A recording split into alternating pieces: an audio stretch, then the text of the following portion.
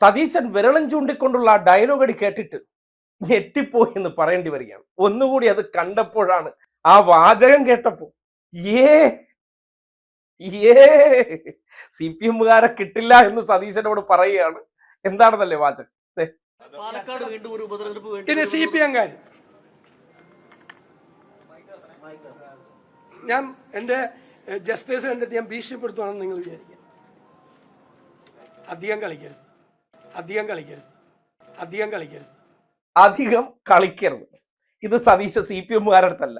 അത് ആ മാങ്ങാണ്ടി വിളിച്ച് പറഞ്ഞിരുന്നെങ്കിൽ ആ ഞരമ്പനെ കുറച്ച് നിയന്ത്രിക്കാൻ പറ്റിയനെ ഇന്നിപ്പോ നിന്ന് ഇതുപോലുള്ള ഫാൻസി ഡ്രസ്സ് കാണിക്കേണ്ടി വരില്ലായിരുന്നു. ഇത് സി പി എമ്മുകാരെയോ നാട്ടുകാരെയൊന്നും അല്ല, കോൺഗ്രസ്സുകാരെയാണ് അധികം കളിക്കരുത് എന്ന് ഉപദേശിക്കേണ്ടത്.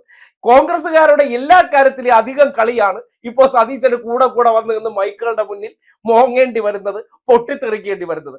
അല്ലാതെ ഇടതുപക്ഷക്കാരൻ അത്രക്കാരല്ല സതീശ. അവർക്ക് ഞരമ്പിനൊന്നും യാതൊരു വീക്ക്നെസ്സും ഇല്ല. ഇനിയിപ്പോ താരക പെണ്ണാളെ വിളിച്ചിട്ട് സതീശൻ ഈ ഡയലോഗ് അടിച്ചു നോക്കിയാണ്, അധികം കളിക്കരുത്, സതീശന്റെ കടവായിൽ ഒരു പല്ല് കാണൂല. അതാണ് സതീശനും കോൺഗ്രസ്സുകാരൊക്കെ ഈ ഡയലോഗ് പറയുമ്പോൾ, ഈ ഡയലോഗിന്റെ പ്രവൃത്തി ഏറ്റവും കൂടുതൽ ചെയ്യുന്നതിന്റെ ഫലമാണ് ഇപ്പോ കേരളം മുഴുവൻ ചർച്ച ചെയ്തുകൊണ്ടിരിക്കുന്നത്.